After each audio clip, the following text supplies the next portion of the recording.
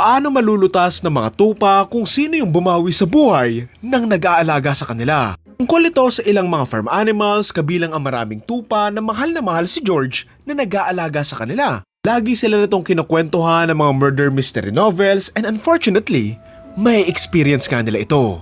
Isang araw, dito nga sila magugulat at malulungkot nang malaman nga nilang wala nang buhay itong si George and apparently, may tumegi nga sa kanya. Kaya naman sa sobrang pagmamahal nga nila kay George kahit nga mga hayop sila, dito na nga sila mag-iimbestiga, maglilibot at hahanap nga ng sagot sa kung sino nga yung gumawa nito. Kung saan may mga magiging suspect sila na konektado nga kay George na may mga motibo para gawin yung krimen na ito.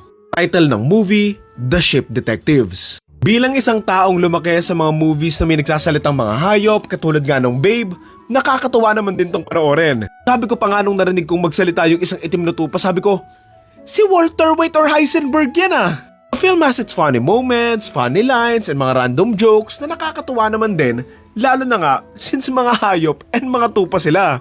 Tutuwa din ako dito doon sa dalawang lamp or tupa ba yon yung nagbabangga ng kotse kasi wala lang. May mga funny lines and moments din talaga sila. Ang nagustuhan ko pa dito, yung magaan niyang aura ng movie na it feels magical in some sort na bibihira sa mga murder mystery na movies eh. Puro visually pwede mo tong i-compare sa Knives Out pero story-wise, di hamak na mas maganda yung Knives Out kaysa dito kasi yung kwento nito, medyo lang. In terms of being a murder mystery film kasi, medyo makalat lang yung clues and details nga doon sa kwento na hindi lang siya super linis kumbaga, kaya nga makalat eh.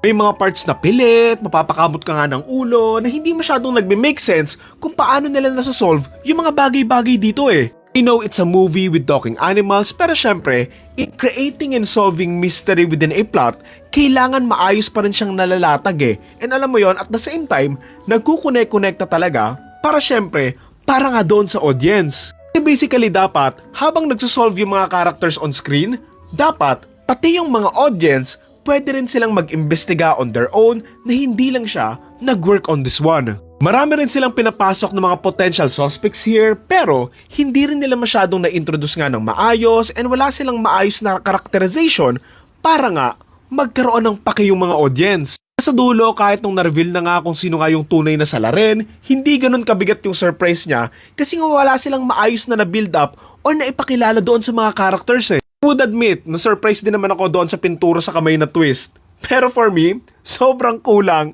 and lackluster pa din niya para masolve nga yung krimen. Kung papasabi ka ng, naging green yung kamay kasi may yellow siya sa buhok, na mapapasabi ka ng, oo nga no, imbes na, oo nga no!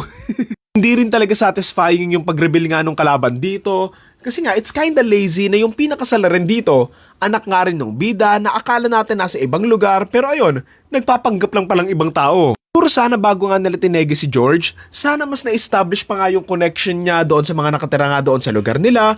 Tapos, nag-create nga sila ng mga mini na away or issues to plant some ideas doon sa mga audience na posibleng sila nga yung tunay na kalaban. Alam mo yon, para naman mapapahula ka rin talaga. Sobrang kinulang lang talaga sa misdirection para pagdudahan mo nga yung iba pang mga possible na suspect kasi nga, andun lang sila doon sa kwento and wala na silang masyadong personal scene na kukonekta nga kay George. Ayun, fun pa rin naman yung movie, maraming times na dragging lang talaga and story-wise, kinulang lang din talaga. Again, ang title ng movie ay The Ship Detectives and ang total rating ko for this film ay 6 out of 10.